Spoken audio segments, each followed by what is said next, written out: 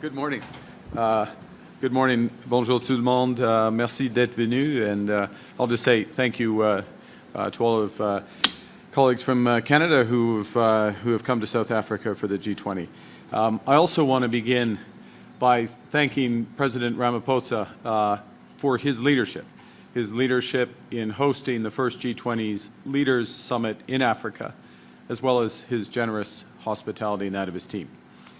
Now, when President Ramaphosa attended the G7 in Kananaskis back in June, we discussed our shared priorities for Canada's G7 presidency and South Africa's G20. And even though Canada and South Africa are separated by long physical distances, we're bound by deep historical ties, by enduring friendship, and a promising future together. I just want to recall our Prime Minister Brian Mulroney standing in solidarity with South Africans in their struggle for freedom, leading by imposing sanctions and advocating for an end to apartheid. When South Africa emerged as a democracy, Canada was amongst the First Nations to engage as their partner. Canadian judges and lawyers shared lessons from our own experience with the Charter of Rights and Freedoms as South Africans wrote theirs. And that legacy of cooperation continues today. Our firefighters, on both sides, are deployed across oceans when wildfires rage, as they do all too frequently.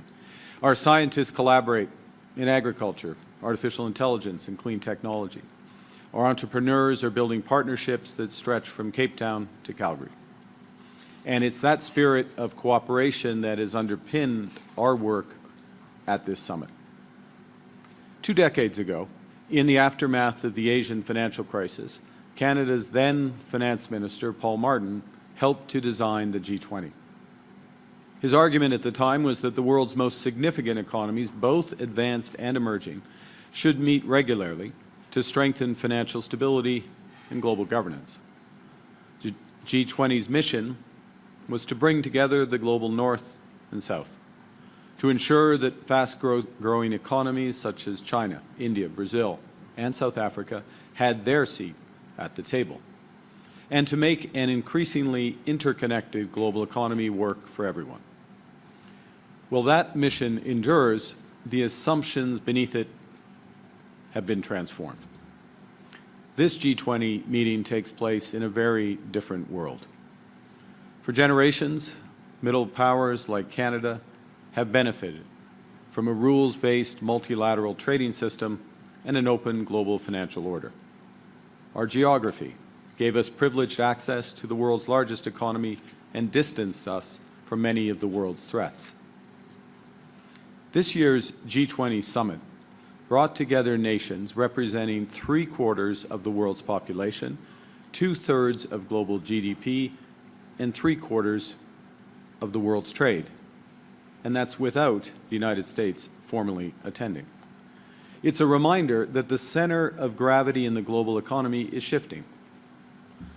The last century was defined by concentration of capital, production, and power.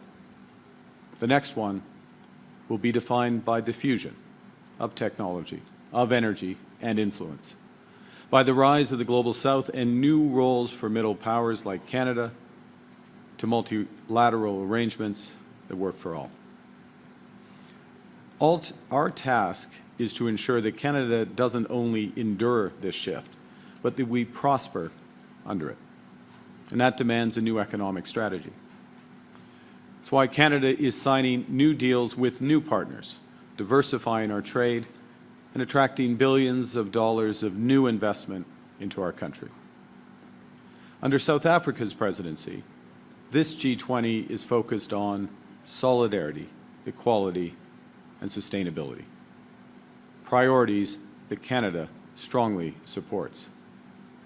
And these values define how Canada is building now. We're building inclusively, in full partnership with First Nations, the Inuit, and the Métis. We are building in solidarity with workers, creating good union jobs. We're building sustainably, because reducing emissions is not just a moral duty, it's an economic imperative. And we're aligning our approach to our strengths, in clean energy, critical minerals, and infrastructure.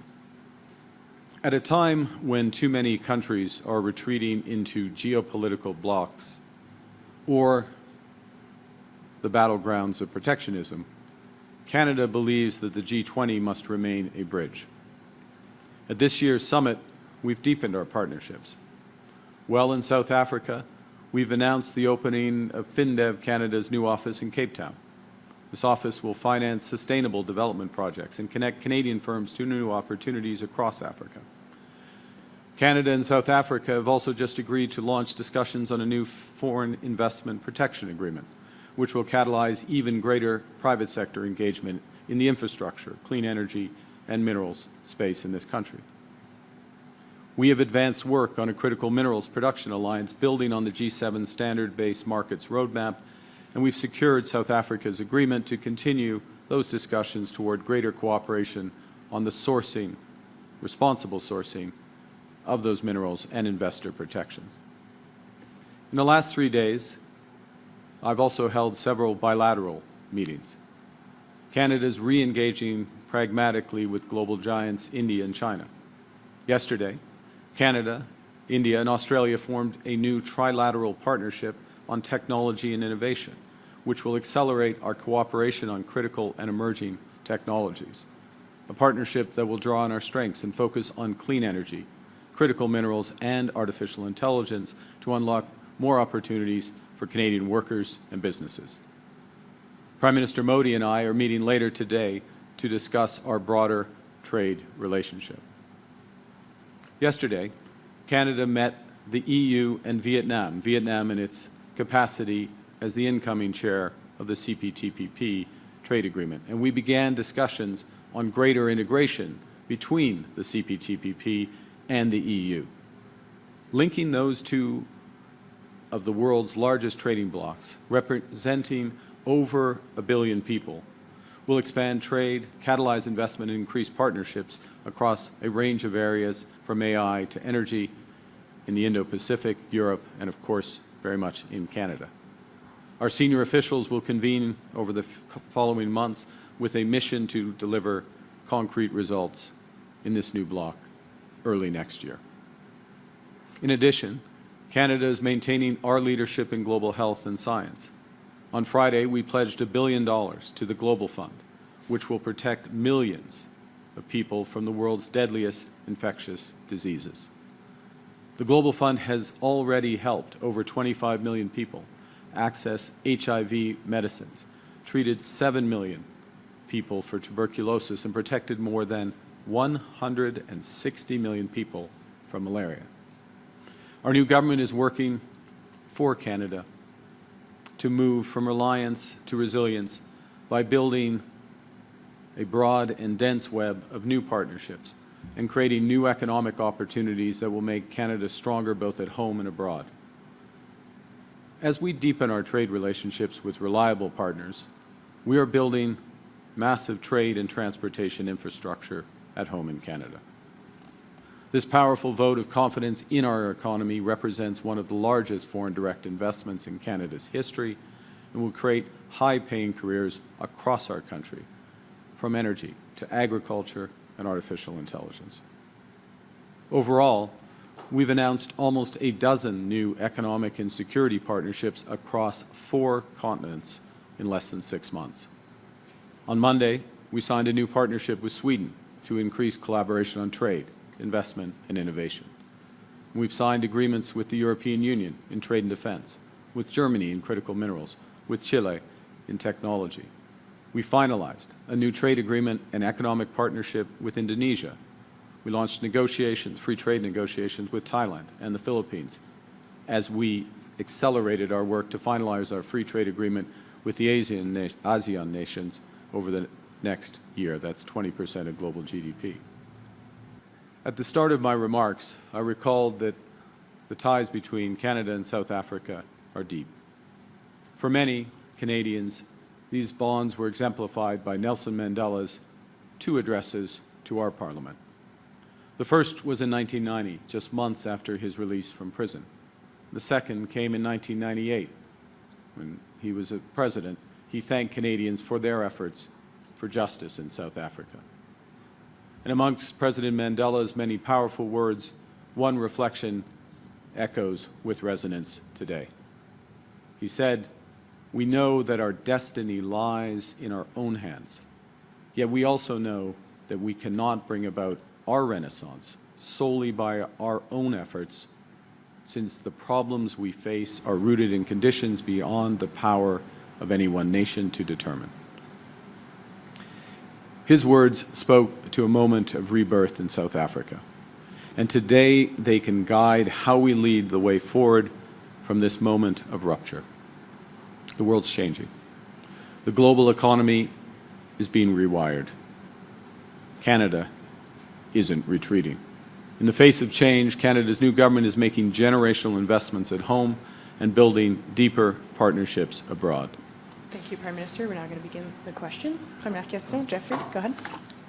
Prime Minister, do you support Cyril Ramaphosa's decision yesterday to release the official final declaration of this summit in the opening session, Yes. despite objections from Argentina and the United States, and despite the fact that the U.S. was calling for only a chair statement at the end? Well, I was in the opening session, and yes, I very much supported it. Let me give the context.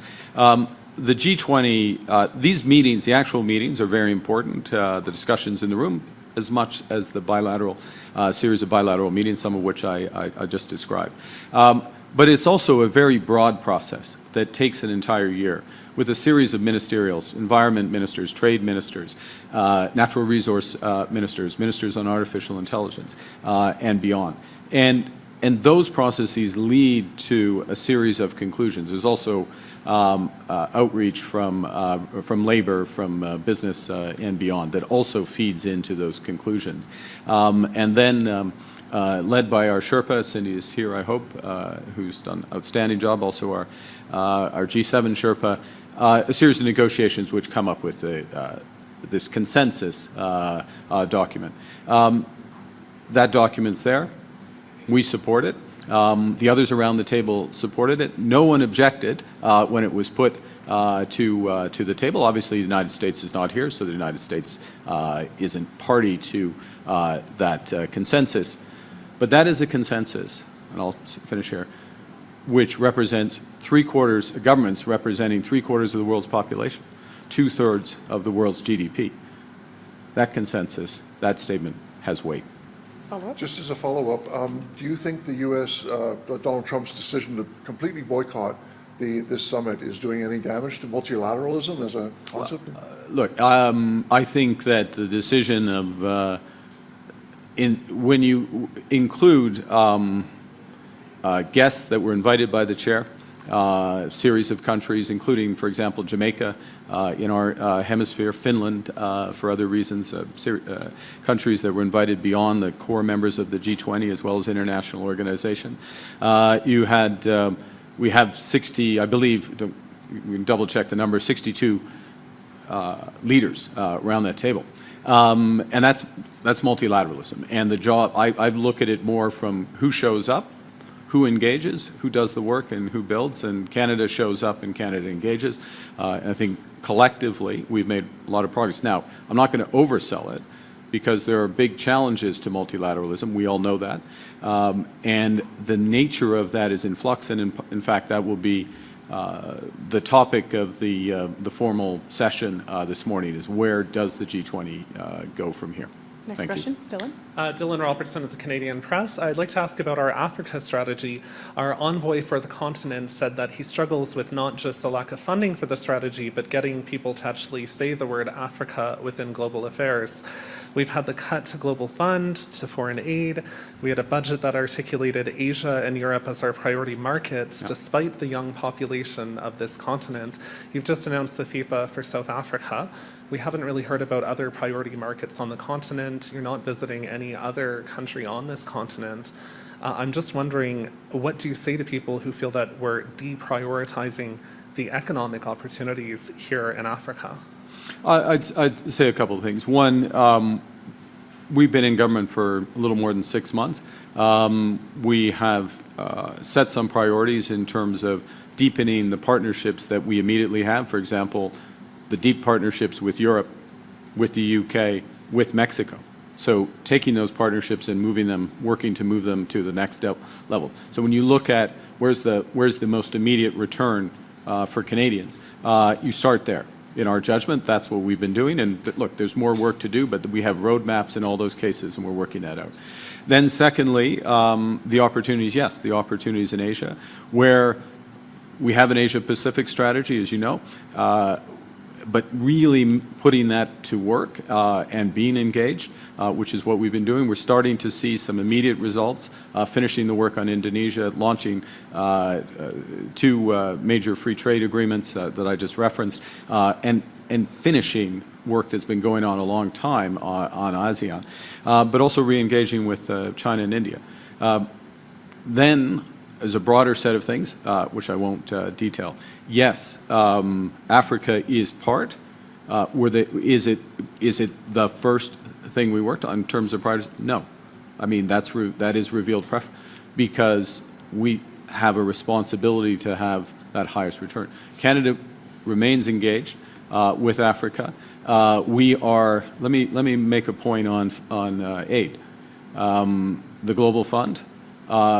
The normal contribution of Canada in international vehicles, if I can put it that way, is around our GDP. It's about 2 to 3% is the normal contribution.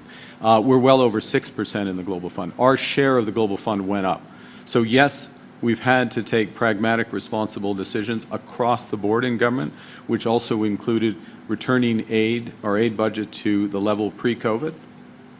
Within that, though, we're focused on where it has a maximum impact, very much including on this continent, where the social justice element there. I'll make one final point just to give you the overall context. Yes, deepening the partnership with South Africa, as I referenced, but as well, I had a conversation yesterday with the chair of the African Union, the president of Angola, because the African Free Trade Agreement has just been put in place, and there is a possibility that we could work something there. That's not an announcement. I don't want to overplay it, but that's an example of moving on the Africa strategy. En français, quel aspect? C'est la priorité. Oui, c'est encore une priorité. C'est une des grands continents. C'est plus d'1 milliard de personnes mais au début de stratégie économique, stratégie commerciale pour le Canada, nous avons commencé avec nos grands partenariats en Europe, au Mexique, par exemple, et dans les grandes économies en Asie. Ça, c'est l'effet, c'est évident. Mais oui, mais nous allons continuer à engager en Afrique. Thank you for the detail. And I'd like to also ask about the feminist foreign policy. Yeah. Our Sherpa had written that we are going to try to advance gender equality through economic growth. That seems to be a bit of a reframing from the past government, which had more of a focus on sexual health, women and security, gender-based violence. You probably saw South Africa pushing forward GBV, given the protests that we've had here. So I wanted to ask, do we still have a feminist foreign policy, and where do those values fit as we try to expand these economic ties with countries whose governments don't always prioritize the rights of women and LGBT people? So you packed a lot into your follow-up. We have, for example, the work on gender-based violence, the work on female equality was one of the priorities of the South African presidency. I recognize the challenges that exist in this country, and still the more work that we need to do in Canada with respect to gender-based violence. In fact, some of our legislation, actual and prospective, is addressing those issues, which are real challenges. So yes, and this is an example very much of the value of the G20, which is to raise issues that affect all of our economies, all of our countries. It's not an economic issue first and foremost. It is an issue of justice. It affects Canada. It affects everyone around that table. Different countries put a different priority on it.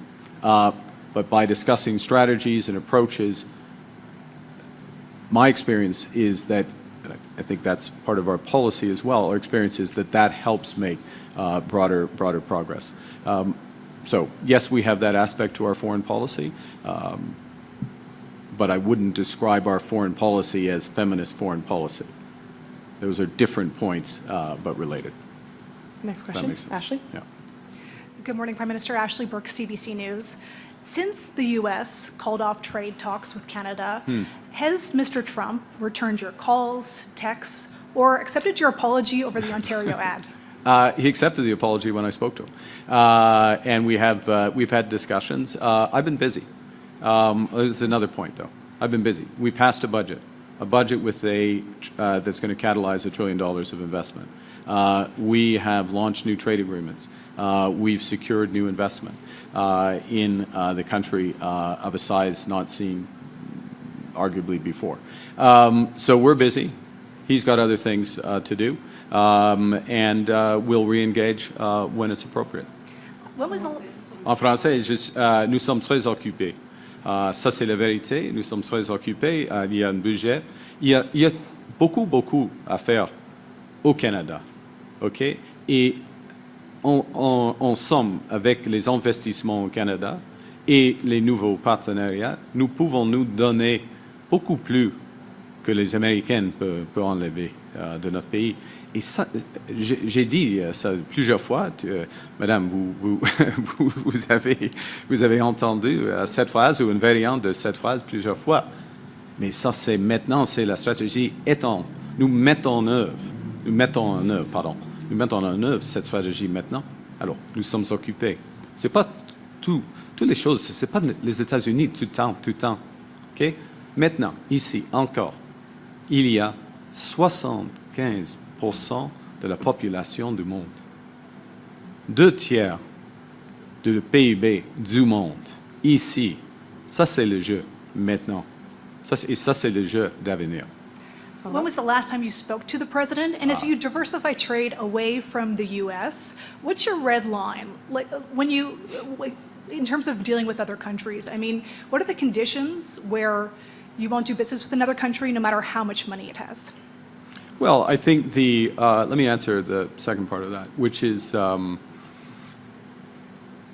there's levels of engagement with countries. Our partnership with the European Union, for example, is at a level prospectively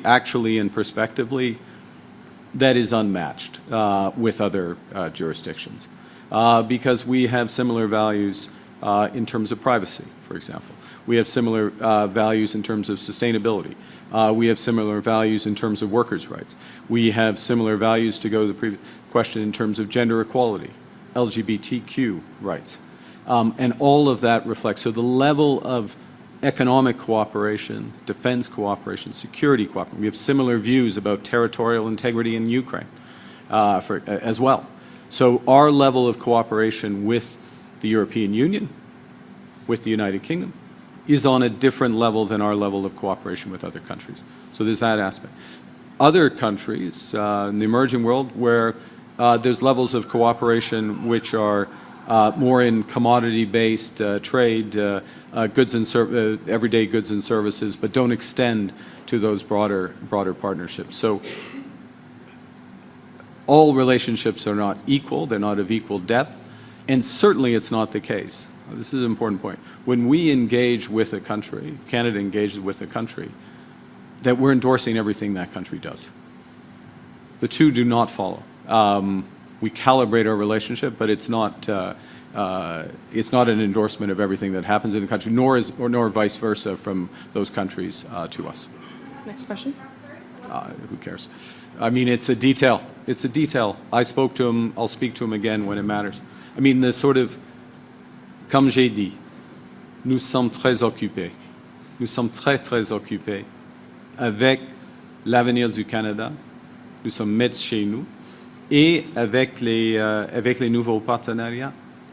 Et il y aura des conversations, oui, avec le président et moi, probablement dans les prochaines 2 semaines. Mais on attend.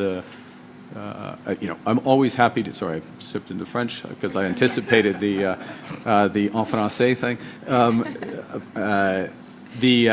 I look forward to speaking to the president soon, but I don't have a burning issue to speak with the president about right now. When America wants to come back and have the discussions on the trade side, we will have those discussions. I'm going to answer a potential question here, and then I'll pass back, which is, for example, with respect to Ukraine and the 28-point plan. We are a core member of the Coalition of the Willing. You would have seen a demonstration of that yesterday with the meeting of European leaders, a core group of European leaders, the Prime Minister of Japan, ourselves, and which formed a common position. And that common position is communicated. Our national security advisors are meeting today in Geneva, including Canada's, and the common position communicated to do the additional work that's required on the peace plan there. Each of us do not need to call President Trump and communicate that position. We need to forge that position. That position's been communicated. The follow-up is being done by our national security advisors. I will be speaking with President Zelensky later today just to close the loop on some aspects of that. Okay? Next question. Rachel Aiello, CTV News. Good morning. Morning. You're pursuing deals with countries that your predecessor arguably took a different approach to. I'm just wondering, how are you balancing pragmatism and principles as you pursue this economic diversification? And specifically, are there countries you won't do business with? Well, there are countries that we're not doing business with, that we're not talking to. So yes, I'm not going to give you a long list of those, but you can gradually. We're active. You'll see in terms of who's not on our list, because the one thing that is effectively true, and it's being revealed, is that countries want to deal with Canada. They want deeper relationships with Canada. There is an enormous opportunity. Part of that, at its core, I think we have to recognize, is the value of Canada, many values of Canada. It's also a recognition of how much the world has changed and the need for these new web of relationships.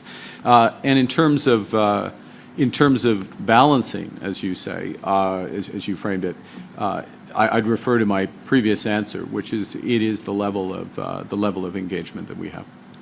Does your government view India as a reliable trading partner? In terms of trade, yes, we do actually. Yeah, we do. There are issues. Let me frame that, expand just a slight bit, if I may, on that, which is that we have trade issues with the European Union. I described earlier as our closest partner.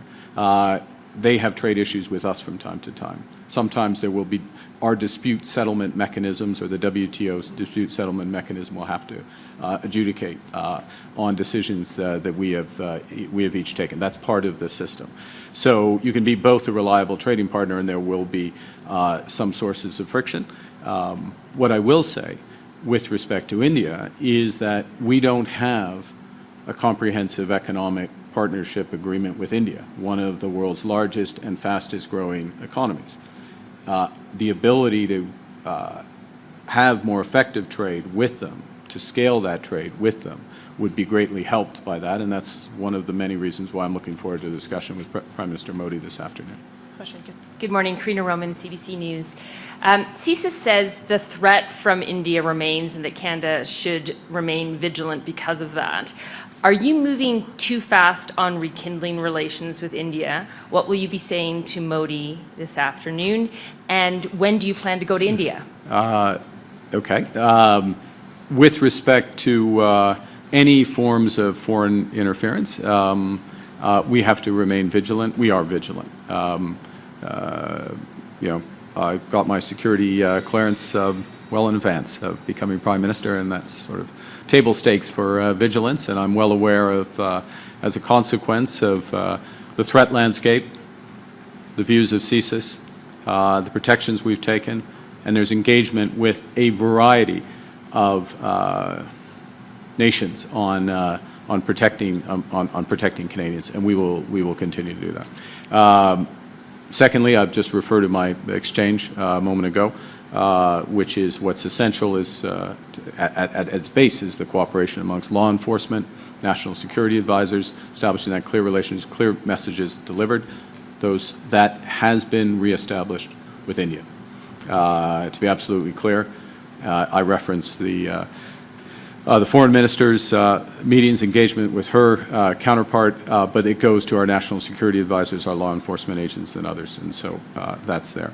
And in terms of the commercial relationship with India, Canada has quite an actual strong commercial relationship with India. We are one of the largest, for example, foreign investors in India. Canada is, and there have been tight ties.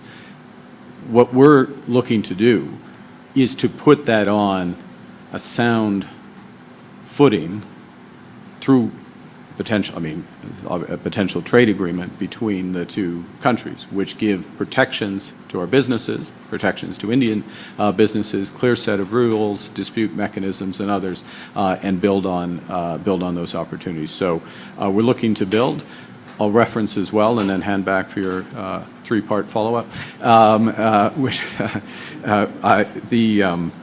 looking to build, for example, as with the trilateral technology cooperation partnership that we announced yesterday with Australia and India. And just to put that in context, India is one of the leading developers of clean technology, particularly in solar and wind. And if we're going to diversify our supply chains, this is all, it's all connected. We're going to diversify in that respect from China, which is the dominant player there. India, South Korea are two of really the two main opportunities. So that cooperation is quite valuable. You didn't mention the answer to the visit part. When would we'll see. I don't know I don't have my whole schedule laid out. Okay. On Ukraine, in terms of the proposed U.S. peace plan, what issues do you see with that plan as it stands? And you said, not just you, but the coalition yesterday, that there are some elements that could serve as a basis for peace. What are those elements? Well, we like point number one. Ukraine is a sovereign nation. Okay, that was a good start.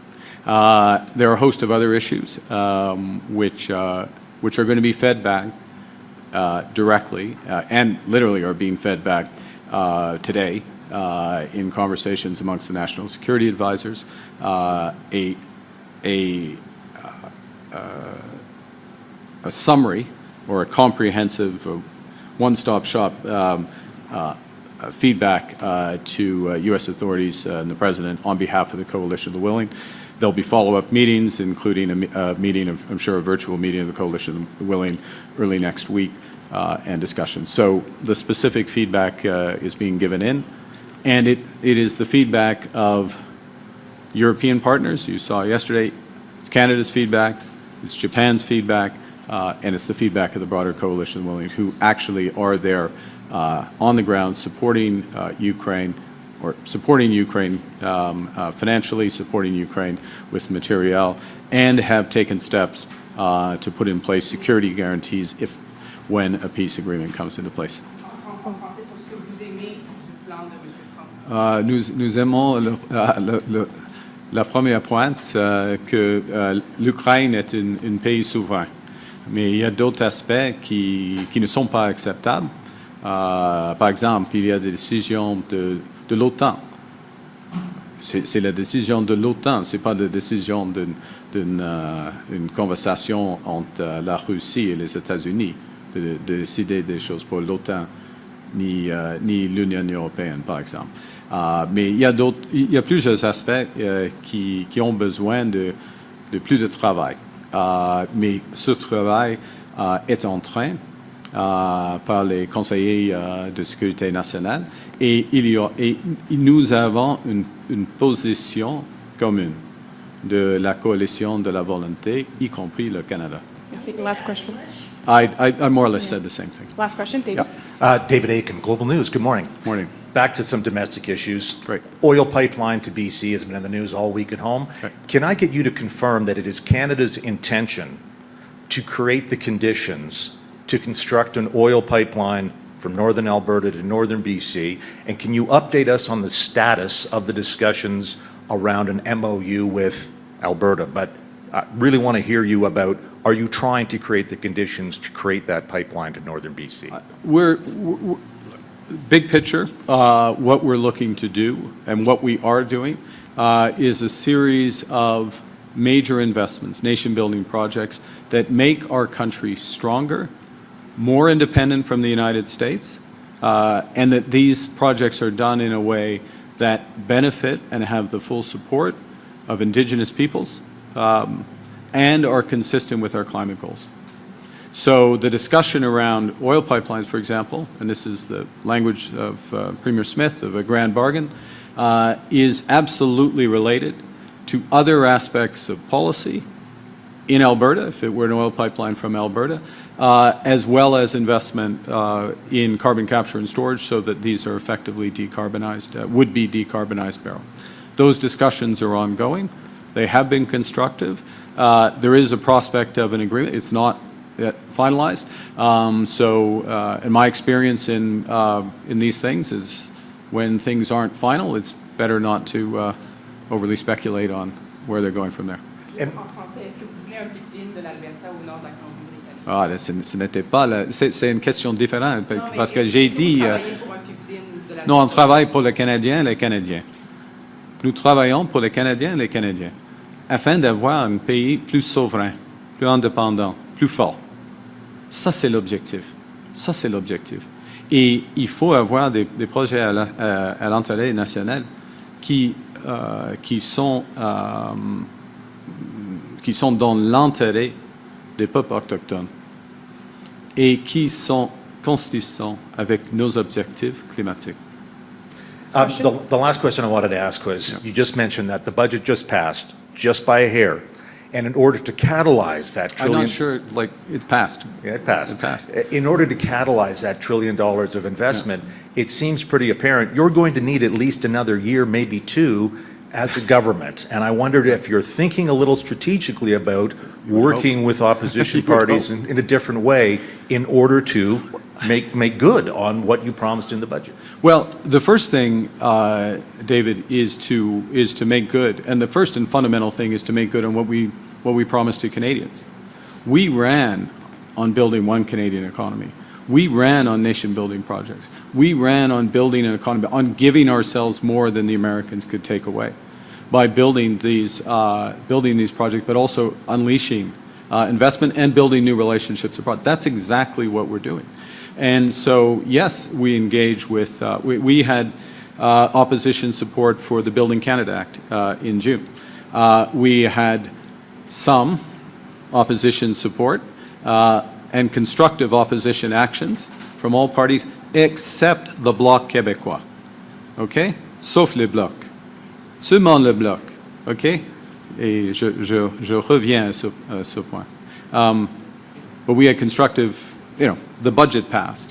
And we will continue as a government. We're open to good ideas on how to build the country, on how to, and how to make sure that as we build the country, that it benefits our workers.